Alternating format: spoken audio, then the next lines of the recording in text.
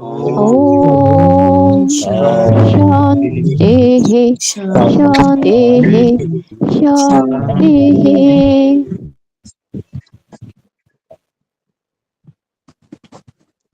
ओम। योग दर्शन के द्वितीय साधन पाद के 30वें सूत्र को हम पढ़ रहे थे। 30वें सूत्र में जो प्रथम अहिंसा विषय था उसके विषय में हमने बात की। यहाँ तक कि जो बात हमने पढ़ी हैं उनमें से कोई बात यदि पूछना चाहते हैं तो हस्तोत्थापन द्वारा सूचित करें।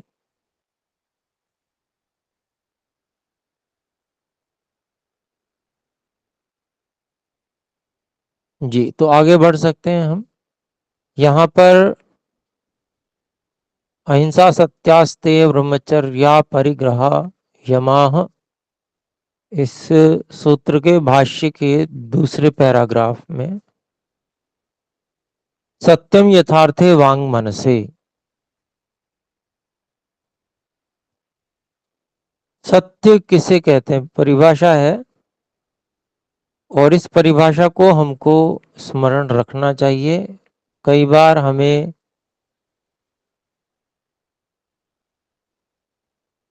अनेक प्रकार से कहीं से दूसरी परिभाषा मिल जाती है और हम सत्य के स्वरूप को गलत समझने लगते हैं।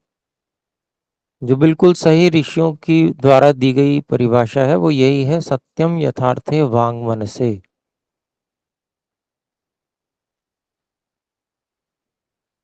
सत्य वो है जो वस्तु के स्वरूप के अनुसार, वास्तविक स्वरूप के अनुसार ही वाणी और मन में धारण करना।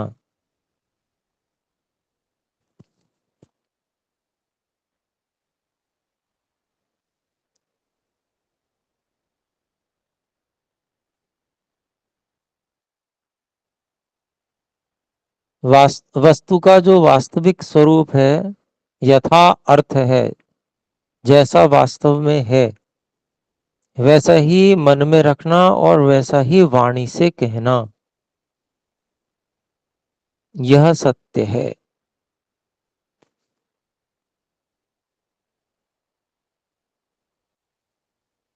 जैसा हम जानते हैं, मन में जैसा हम जानते हैं उस तरीके से बोल देना, यह सत्य नहीं। हम जानते हैं कि जरूरी नहीं है जैसा हम जानते हैं वह यथार्थ ही हो, क्योंकि अगर हम बिल्कुल सब कुछ यथार्थ ही जानते, इसका मतलब हम विद्या से परिपूर्ण होते और हमारी अविद्या का नाश हो गया होता, तो हमारा जन्म भी नहीं होता। फिर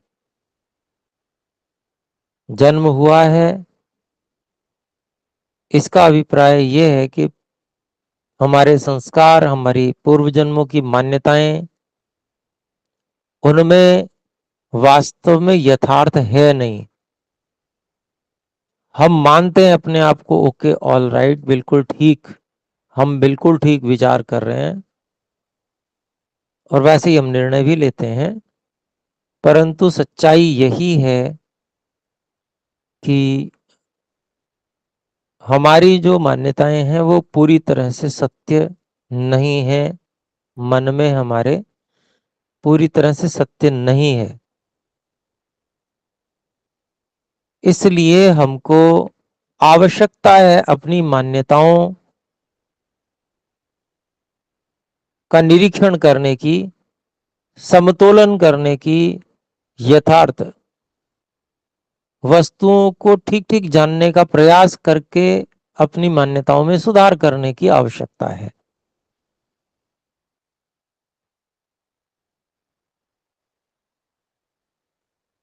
तो जो वास्तविक स्वरूप वस्तु, सभी वस्तु, कोई भी वस्तु है जो जिसके विषय में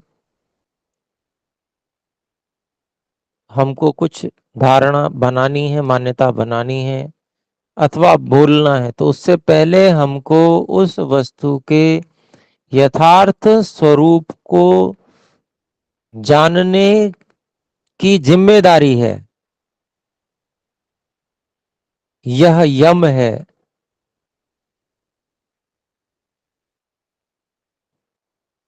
दूसरा यम सत्य है।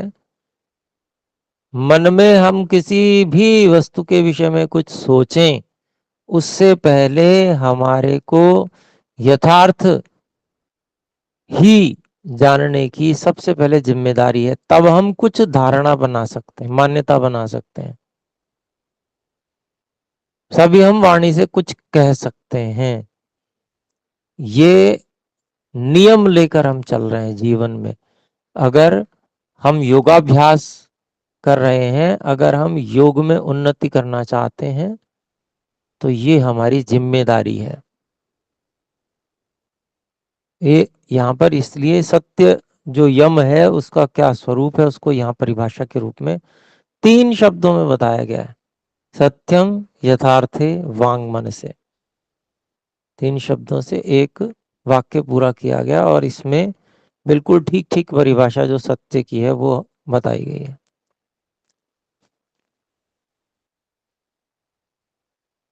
फिर उसी को और स्पष्ट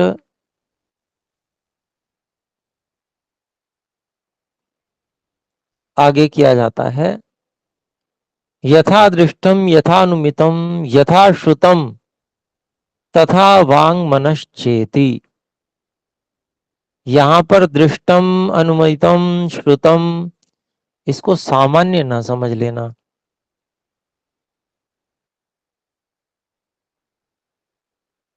यह प्रमाण है तीनों। जैसा प्रत्यक्ष प्रमाण से जाना, यथा दृष्टम का अभिप्राय है। यथा अनुमितम, जैसा अनुमान प्रमाण से जाना। प्रमाण से जाना तो मतलब प्रमाण कभी भी असत्य नहीं जना सकता। वो प्रमाण ही नहीं है जो असत्य जनाता है। तो इसका मतलब ये हुआ कि इसका अर्थ ये नहीं है कि जैसा देखा, जैसा अनुमान किया, जैसा संभावना की, वो कई बार ऐसा भी लगा लिया जाता है। जैसा सुना, श्रुतम, तो ये सामान्य सुनने, सामान्य संभावना करने और सामान्य देख लेने, ऐसा जो अर्थ करते हैं वो फिर गलत अर्थ, गलत पक्ष में चले जाते हैं। यहाँ ये वाक्य सामान्य वाक्य नहीं है। इसको पीछे से, पिछले वाक्य से जोड़कर ही हमें देखना होगा। वाणी और मन में सत्य को ही धारण करना, यही सत्य है। तो इसीलिए यथा दृष्टम का अभिप्राय होगा जैसा प्रत्यक्ष प्रमाण से ठीक ठीक देखा है, जाना है। यथा अनुमितम, जैसा अनुमान प्रमाण से, प्रमाण से बिल्कुल ठीक ठीक जाना है। यथा श्रुतम, जैसा शब्द प्रमाण से हमने ठीक ठीक जाना है, सुना है। तथा वांग मनश्च इति, वैसा वाणी और मन में रखना। तो वाणी और मन में, केवल वाणी की बात नहीं है। लोग केवल सत्य को वाणी से जोड़ते हैं, मन की बात नहीं करते हैं। यहाँ मन की पूर्व पहले जिम्मेदारी है। पहला उत्तरदायित्व मन का है कि मन में सत्य को ही रखना है, धारण करना है। ये समझ लीजिए कि यम नियम सत्य में जो सत्य है उसको, उस नियम को लेकर चलने पर कितनी बड़ी जिम्मेदारी, यानी कि हम स्वच्छंदता से सोच तक नहीं सकते हैं।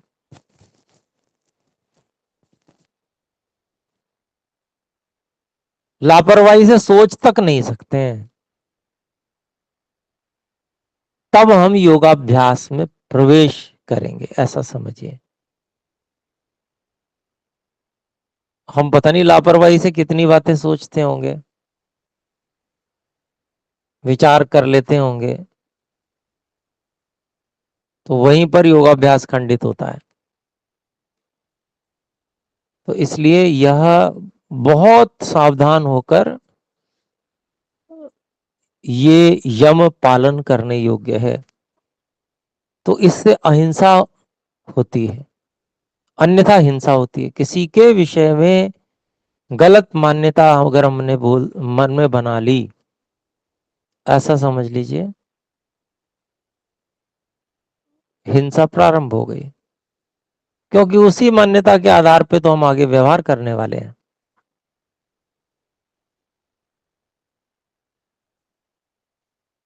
तो यह हमको ध्यान देना है। फिर आगे बताया जा रहा है, परत्र स्वबोध संक्रांत ये वाग उक्ता। परत्र किसी दूसरे व्यक्ति पर, दूसरे व्यक्ति को, स्वबोध संक्रांत है, अपना जो बोध है, अपना जो ज्ञान है, वह पहुंचाने के लिए, दूसरे व्यक्ति में अपना बोध, अपनी हमने जो जाना उसको पहुंचाने के लिए वाग उक्ता जो वाणी प्रयोग की जाती है, सा यदि न वंचिता, यदि वह ठगने वाली नहीं है, वो धोखा देने के उद्देश्य से नहीं कही गई है। भ्रांतावा, मान लो धोखा तो देने के उद्देश्य से नहीं की गई, लेकिन परीक्षण नहीं किया, हम खुद ही भ्रांति में, तो दूसरे को भ्रांति वाली बात ही बताएंगे। तो दूसरी बात कही वो भ्रांति वाली भी नहीं है। यदि इस संसार में अधिकांश तो यही हो रहा है ना, अंधे के पीछे अंधा चला जा रहा है, जो वो श्लोक में बताया गया है, अंधे नैव नियमाना यथांधः, जो कठोपनिषद में बताया गया। तो वो इसी कारण से हो रहा है, मतलब व्यक्ति धोखा तो नहीं दे रहा है, माता पिता अपने बच्चे को गलत तो नहीं, अपने जानकारी में गलत तो नहीं बता रहे हैं, लेकिन वो खुद ही अविद्या में है। जब खुद ही अविद्या में है तो बच्चे को बताएंगे क्या? वो भ्रांता, वह जो वाणी वह भ्रांत जो नहीं है, यहां पर उसका विषय निषेध कर दिया गया। वा प्रतिपत्ति वंध्या वा, या वो ऐसा नहीं है कि वो ज्ञान के उत्पन्न करने में ही समर्थ ना हो, ऐसी भी ना हो। अर्थात हम तो ये सोच रहे हैं कि हम जो बात कह रहे हैं उससे दूसरा व्यक्ति समझ जाएगा, पर वास्तव में उस वाक्य, उस उन शब्दों में उतनी शक्ति नहीं है कि दूसरे के अंदर वह सही ज्ञान को, यथार्थ को, वास्तविकता, वास्तविक ज्ञान को उत्पन्न कर पाए। उन शब्दों में वो सामर्थ्य नहीं है, या शब्दों के संयोजन में कमी है, या अन्य प्रकार से कमी हो सकती है। वा भवेदिति, तो जो वाणी दूसरे को अपनी अपनी जो बात सही, सत्य, यथार्थ जो हम जानते हैं उसको दूसरे तक पहुंचाने के लिए जो वाणी कही गई है, यदि वह ठगने वाली नहीं है, अर्थात उद्देश्य ही उसका गलत नहीं है, या स्वयं भ्रांति वाली नहीं है, या ज्ञान की उत्पत्ति में असमर्थ नहीं है, तो ऐसी जो वाणी है, फिर आगे उसके विषय में अगले वाक्य में कहते हैं, एषा सर्वभूतोपकारार्थम प्रवृत्ता न भूतोपघाताय। यह जो वाणी है, अब ये एक और शर्त बताई, सत्य तो बोलना है, यथार्थ तो बोलना है, लेकिन अहिंसा का ध्यान रखते हुए, हिंसा नहीं होनी चाहिए। तो ईशा वह वाणी सर्वभूत उपकारार्थ प्रवृत्ता, वह जो वाणी है वो सभी प्राणियों के उपकार के लिए, हित के लिए प्रवृत्त हुई है, न भूतोपघाताय, प्राणियों के नाश के लिए नहीं हुई है प्रवृत्त।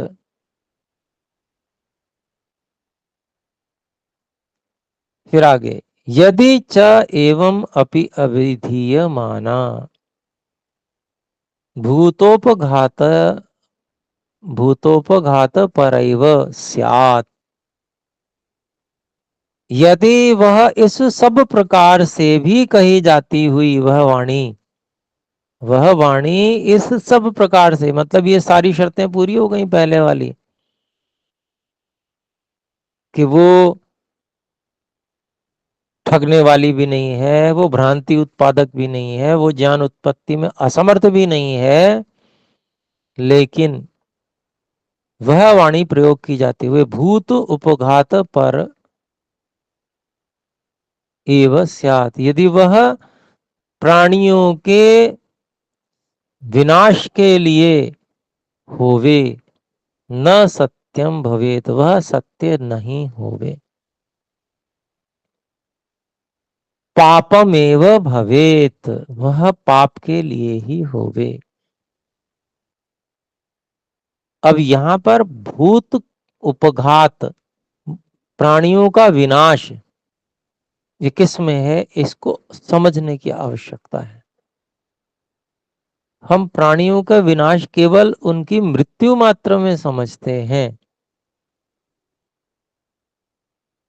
अगर, तो वह विचार करना उचित नहीं है।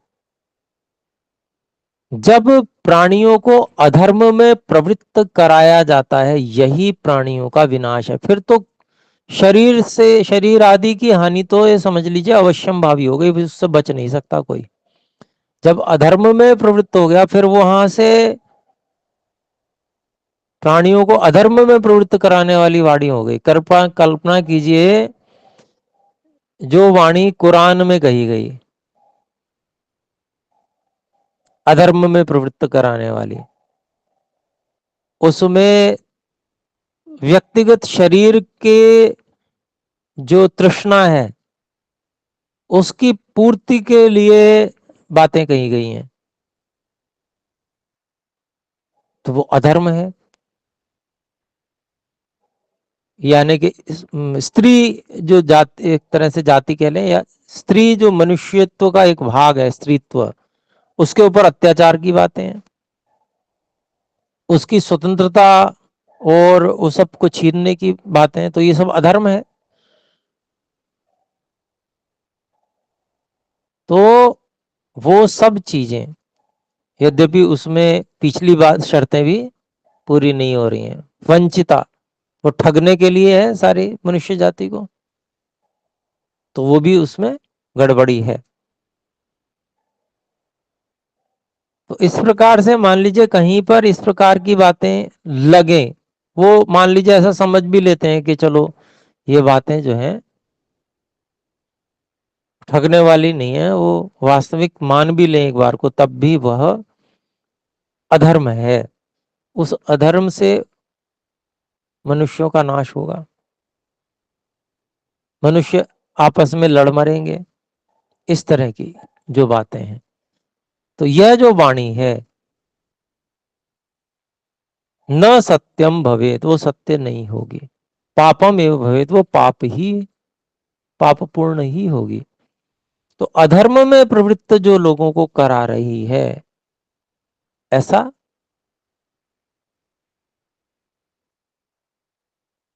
समझना चाहिए। यहां पर भूत उपघात, प्राणियों के नाश का अभिप्राय, प्राणियों में से धर्म की समाप्ति हो जाना, यह मुख्य रूप से समझना चाहिए।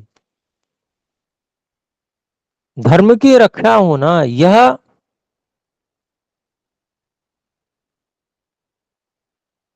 विशेष है। धर्म क्या, अर्थात जो वेद के अनुकूल है।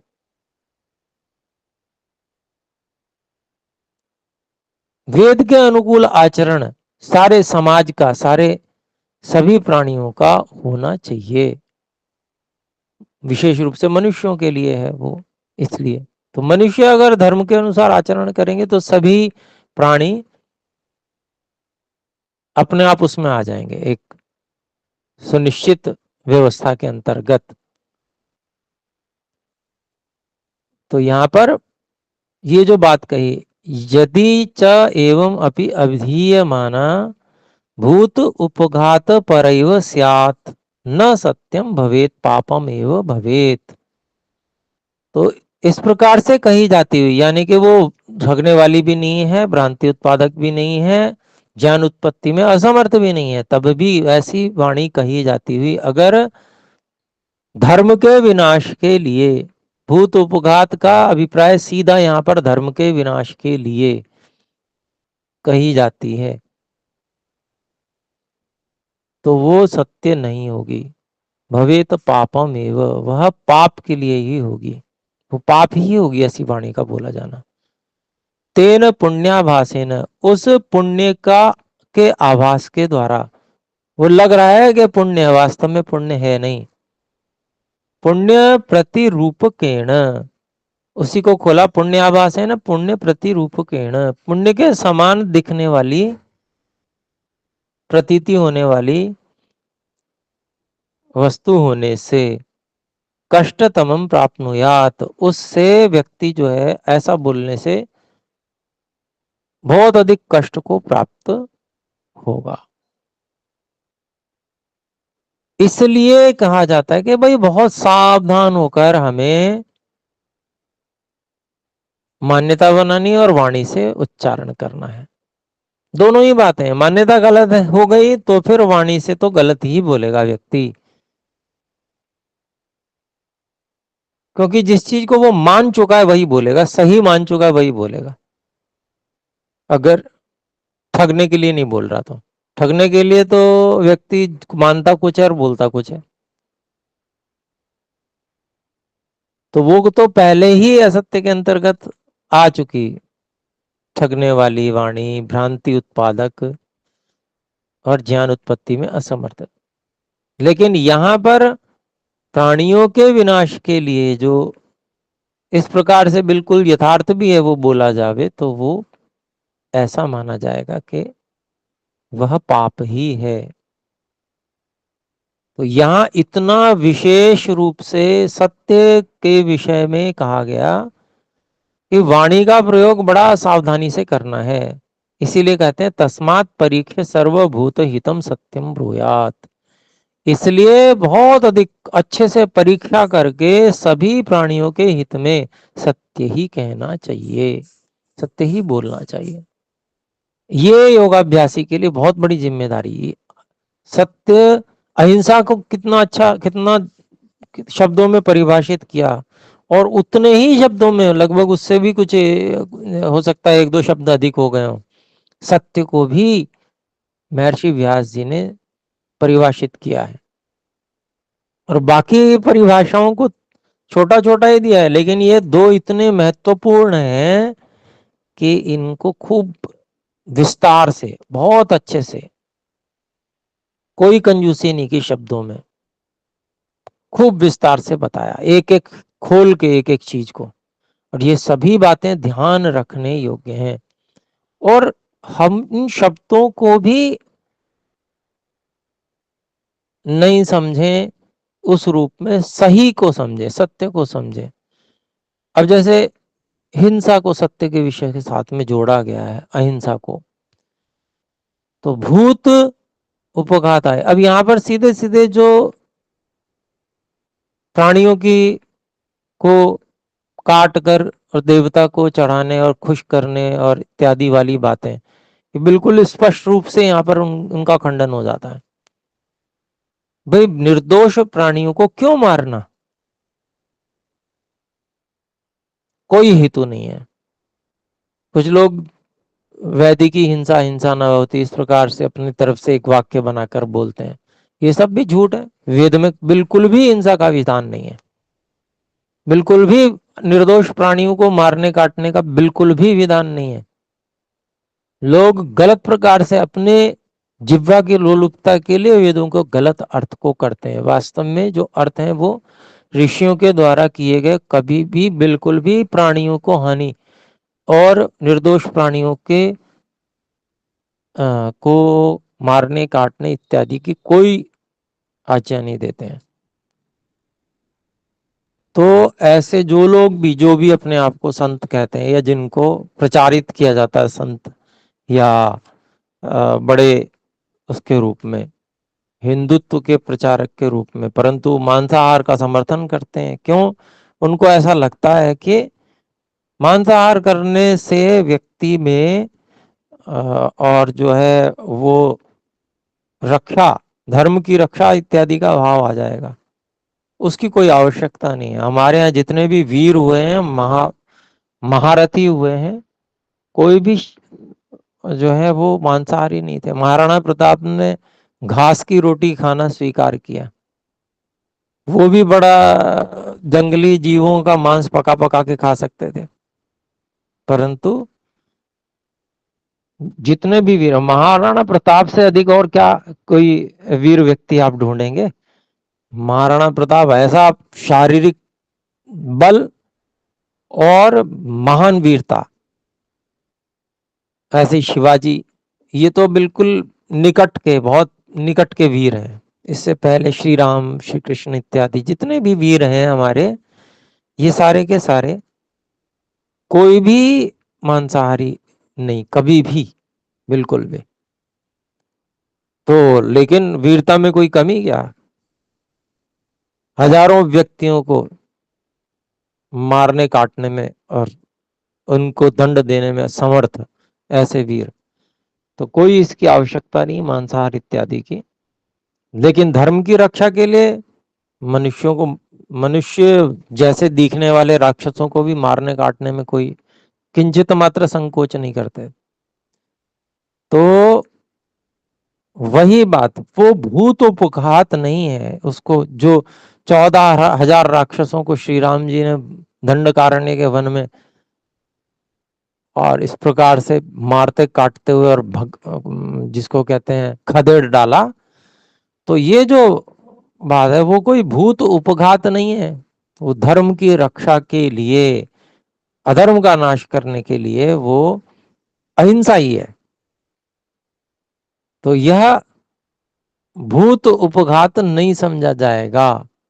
इस चीज को अपने लोगों को ध्यान देना है। कभी हम भूत उपघात का अनुचित और गलत अर्थ लगा देते हैं, उससे कायरता उत्पन्न होती है समाज में, कायरता का भाव। और जो वो भी एक हिंसा है, समझ लीजिए, कायरता का भाव भरना और आतताई को जो अत्याचार करने की छूट देते जाना, यह और बड़ी हिंसा है अपने समाज के प्रति। तो ये सब चीजें हम सावधानी से इन चीजों को समझें। ये मैं इसीलिए यहाँ पर इतने अधिक बल देकर यहाँ पर आप सभी के सामने प्रस्तुत कर रहा हूँ। उसका कारण यही है कि इन सब शब्दों से व्यक्ति अपने अंदर गलत भावों को भर लेता है। योगाभ्यास का गलत अर्थ लगाने से समाज में जो एक गलत भाव संदेश चला जाता है, उसके कारण से समाज की हानि होती है। और जो एक अच्छे लोग हैं वो अपनी रक्षा तक में समर्थ नहीं रह पाएंगे। जैसा कि कल भी, पिछली कक्षा में भी मैंने बताया था कि जैन साधुओं ने शस्त्र नहीं उठाया और जो म्लेच्छ थे उन्होंने ध्यान करते करते ही हजारों जैन साधुओं को काट डाला। ये इतिहास मिलता है, बहुत बड़ा भयंकर नरसंहार हुआ है। और वो तो अपना, वो लोग अपना इसको कि भाई इससे हमें जन्नत मिलेगी ऐसा मान के सारा करते चले जा रहे हैं। और यहाँ पर ये अपनी रक्षा भी नहीं कर रहे। ऐसे लोगों ने, जिन्होंने गलत मान्यता बना रखी, इतनी भयानक मान्यता बना रखी, ऐसे लोगों का संहार करना तो अहिंसा ही है। शस्त्र उठाना चाहिए था आत्मरक्षार्थ। तो ये जो ईश्वर ने जीवन दिया है, ऐसे व्यर्थ में खोने के लिए नहीं है। ये ईश्वर की दी हुई एक बहुत बड़ी देन है जिसकी कि हमें रक्षा करनी चाहिए, और ऐसे ही जीवन को व्यर्थ नहीं करना चाहिए कि कोई भी आतताई आए और मार काट के चला जाए। तो यह जो है सत्य बोलने में भी अहिंसा का प्रयोग किस प्रकार से करना है, उसमें भी हमको बहुत ध्यान रखना है कि यहाँ पर जो बातें कही गई हैं उसका हम गलत अर्थ ना ले लें। उसका सही अर्थ, धर्म के अनुकूल अर्थ को हमको लेना चाहिए। तो तीसरा छोटा सा है, लेकिन हम अगली कक्षा में कर लेंगे। इसमें अन्य जो बाकी बचे 3 यम हैं उनके विषय में बताया गया है। तो आइए एक बार ओम का उच्चारण करके इस कक्षा को समाप्त करते हैं।